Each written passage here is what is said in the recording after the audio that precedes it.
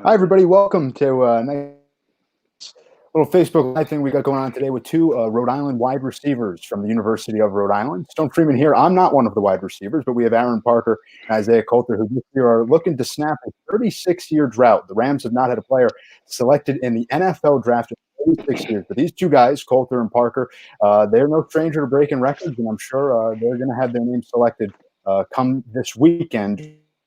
For joining this evening. I guess we'll start off with the two of you guys. The obvious storyline, right? Cousins, both looking to get drafted in the NFL draft. But talk about kind of your relationship growing up, going to this, not going to the same high school, rather, and playing your first time on the football field together at the University of Rhode Island. What was that like? No, it was a great time. Isaiah had a lot of offers coming out of high school, and I happened to persuade him to come to Rhode Island and play with me. But it was great to just get out there and play with a family member that you've done grown up with your whole life, and his tendencies, and that he competes at all times. So it was a great time. Just the first time, just being out there, just surreal moment. Isaiah, you got Yeah, anything just to add to that piggybacking too? off him. Yeah, just piggybacking off of what he said. Just being able to play with a family member is nothing like it. Being on the sideline, you guys, you can read what his body language, how he's feeling about a series that might have happened, or what he sees on the field. So yeah, it was definitely a blessing to be able to play with my family member. Absolutely. Reminder, folks, this is a Q&A session too, so feel free to comment below any questions you might have for Aaron and Isaiah. But obviously now Rhode Island football is in your past now. You're preparing for this NFL draft. A little different, though, given the circumstances across America with the pandemic and COVID-19. But you guys are still training, obviously, right? You're still preparing for that next level. What has Right. that been like, a different type of draft now virtually and having to prepare and do everything online? What has that kind of been like, that process for the two of you?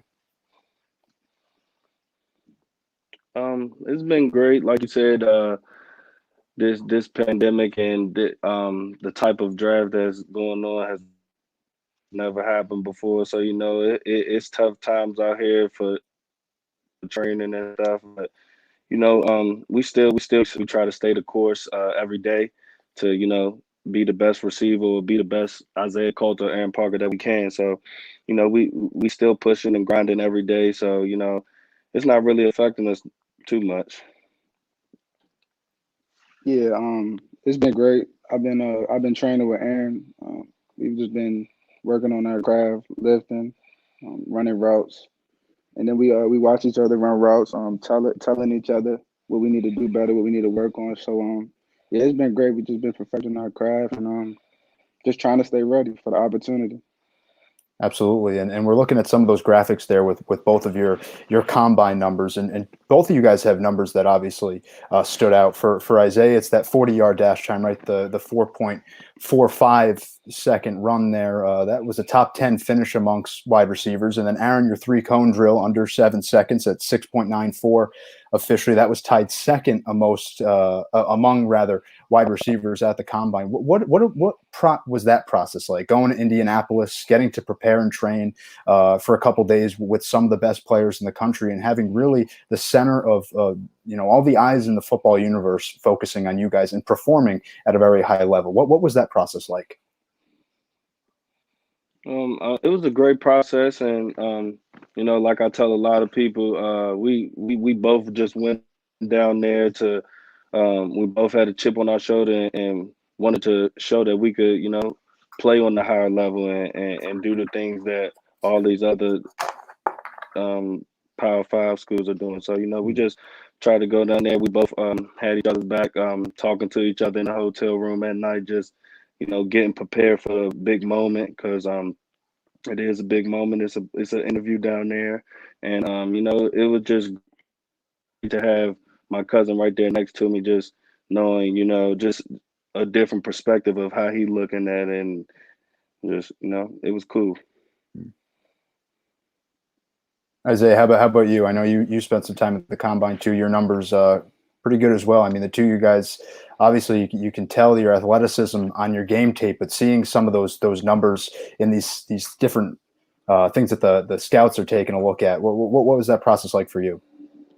It was great. Just going out there competing. It was a um, long like 2 months of just strictly training. You got to lock in, really dig deep. You might be doing the same things that you did the week before. So but it's fun though. Like you doing it for a purpose. It's what you love to do. So you dedicate yourself, and then when you get to the combine, you just try to put your best foot forward. So it was fun for me. It was fun having my cousin with me. It made it even better. So we took advantage of the opportunity, and we just waiting for the draft now.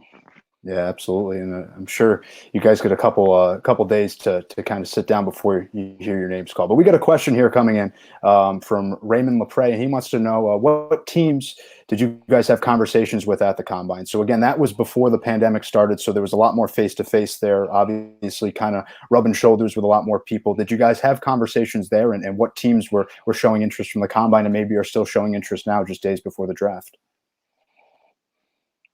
All right. Down there, it was a lot of most of the teams was just pulling you and talking to you, just wanting to get to know your characteristics and how you are as a player, how you could fit into their offense, things like that. But teams have been staying in contact.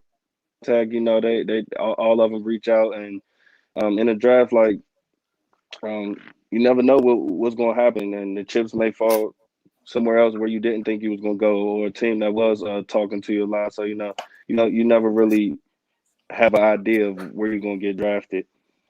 And Isaiah, how about yourself? It was a lot of teams that just talked to me. I could maybe like over like 15 teams. And the same probably go for Aaron as well. I've been talking to most of those teams now, just throughout the process and on FaceTime calls and things like that. So, yeah, it's been fun. It's been different.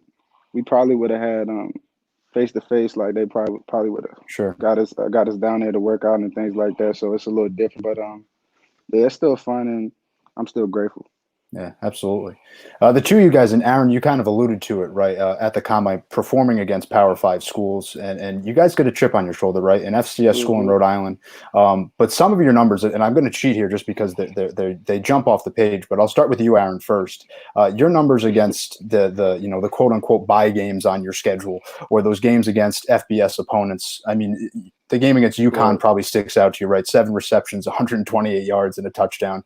You had a touchdown against Kansas as a freshman, a touchdown against Central Michigan, touchdown against Ohio, and then 5 receptions against Virginia Tech. What is it like playing in those games, right? When you're the underdog, but you guys, credit to the offense that you guys had the past couple of years. You went in there and performed at a high level against some of the best defenses in the country. What are those games like? And are they, those tapes, are those the ones that scouts are kind of looking at now? Right. So, I mean, I go into it with the mindset of, it's football at the end of the day. They train in the off season just as hard as I am. And we all going out there to compete on championship level. So, I take heed into it. I embrace it, and that just so those games just you could tell my passion for the game, and just out there hungry to show these different scouts that I can play with the best of them. Yeah.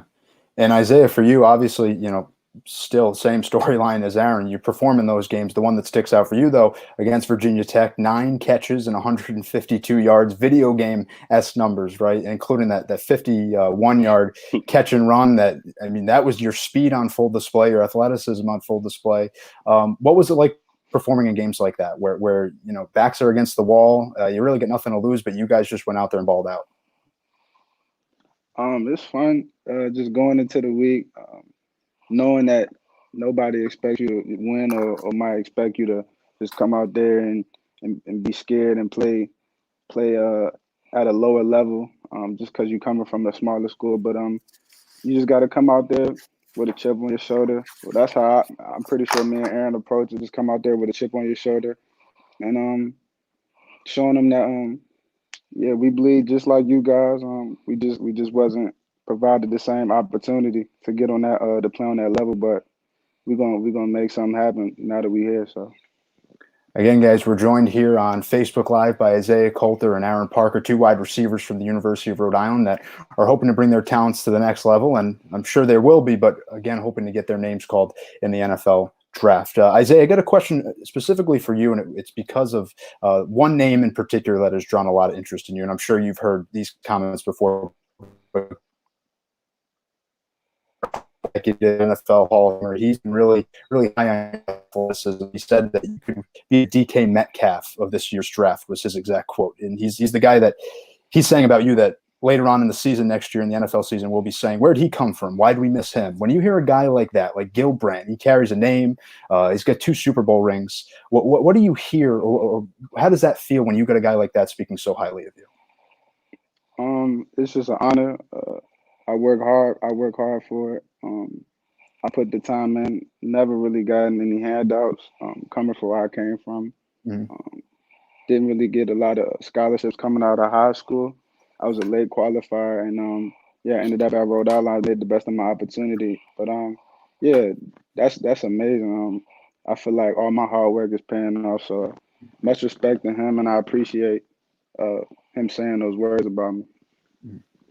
So for the both of you guys now, obviously we talked a little bit about it, talking to teams via FaceTime and such. But do you think about any of the expectations? Are you following projections and things of that nature? Are you guys just focused on continuing to get better right up until draft day? I'd say we just continue to get better up until draft day, and um, we both try and get our foot in the door, big dreams, and you know just getting that opportunity will be great for us. And then when we get there, proving ourselves, that'll be the end of the story. Isaiah, Yeah, for you? yeah, I would say the same thing. Just trying to perfect your craft as much as possible so you can be as ready as you can when you get that opportunity. I try to stay away from like looking at mock drafts and things like that because you never know what could happen. Say you look at it and you don't get drafted to where they expected you to go, you're gonna be mad. So just try to focus on now and yeah, just keep working hard. Right. Now, the two of you guys, obviously, you're cousins. You're connected in that regard. But there's also a couple other names, including Kyle Murphy, another senior like you, Aaron, Amir Dorsey. A couple of these guys that are showing some draft interest and also maybe not so much getting drafted, but free agency, rookie free agent acquisitions. What was it like, performing every single game, having that much talent on one offensive side of the ball? The two of you, Amir, Kyle, you guys had some great quarterbacks. Jawan a couple of years ago, Jawan Lawson, I'm sure you guys remember playing with. What was it like having that much talent on an offensive side of the football? I think it was great because just knowing, you could be down one game and the next guy is gonna have your back. So it just is a testament to Rhode Island recruiting and bringing in those big play guys, and just being out there with them is just it takes some weight off your shoulders sometimes because they could make the same play, same amount of plays as you can. And what about for you, Isaiah? It was great playing with all the talent that we had. We knew what type of players we were. We knew what we were going to bring on week in and week out. We knew we could make explosion plays any chance at any time of the game. So it was great watching Aaron make his plays and watching Amir make his plays as well, and knowing that Murph was going to do his part as well. So yeah, it was great. I enjoyed it and I won't forget it. Absolutely. Again, folks, this is a Q&A, so if you're tuned in with us today, you can ask some questions for both Aaron and Isaiah. Again, these two guys preparing for the NFL draft this week, Thursday through Sunday, so these two guys looking to get their names called. Guys, a couple more things for you, and then we'll let you go. Largely, though, do you guys ever think about your legacies, right? In particular, your careers at the University of Rhode Island. Isaiah, you only spent 3 years there, but you're a top 10 receiver in terms of yards And Aaron, you're the only guys you were really chasing were those guys on the '80s teams in Rhode Island that their records looked like they would never get touched, and you came pretty darn close. What was it? What's it like now? Just looking back, college is in your past. You're getting ready to play some pro football, and knowing that you left your mark on a program that when you had gotten there was struggling. I look back at it, and all those times that I sacrificed, you know, staying up there in the summertime and staying up there for winter classes, out there just grinding when nobody else can really see what I'm doing. We spent countless hours just on the field. Me and Isaiah are two different type of receivers, so we take tangibles from each other, and certain stuff that he's good at, I'm not so good, and certain stuff that I'm good at, he's not so good. So it's just a testament of how much work we put in to perfecting our craft and being the best receiver that we could be for the University of Rhode Island, and also to put our mark on the program that Rhody football means something to the university now. Absolutely. Isaiah, same thing for you, right? I mean, again, only 3 years at URI, but last year, 8 touchdowns. Aaron had 9 touchdowns. Again, one of the best weapons the University of Rhode Island football program has seen. Yeah, it was great. When I got there 3 years ago, just seeing Aaron play there the year before, seeing him kind of struggle, but every year it increased, and the play got better and better, and you could just see everything kind of coming together. So hopefully we left a great mark there. We set a standard that yeah, you gotta make big plays as a receiver. In the offense, you gotta make explosion plays. You gotta set the tone. So hopefully those guys there now that they see what we did, and they try to make a legacy of their own. That's right. Well, again, thanks, guys, for joining us this evening. Again, these two guys expected to get their names called come the NFL draft this weekend. Aaron Parker and Isaiah Coulter, two of the best to ever don Keeney Blue. So, again, guys, we appreciate you joining us tonight. 1986, the last Rhode Island Ram was drafted in the NFL draft. That was Bob White, was taken in the 7th round by the New York. Yeah, sure. Should break that streak of 36 years. So, guys, again, thank you so much for joining us, and best of luck this weekend. We're all rooting for you here in.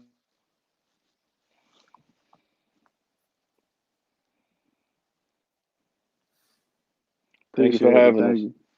You got it.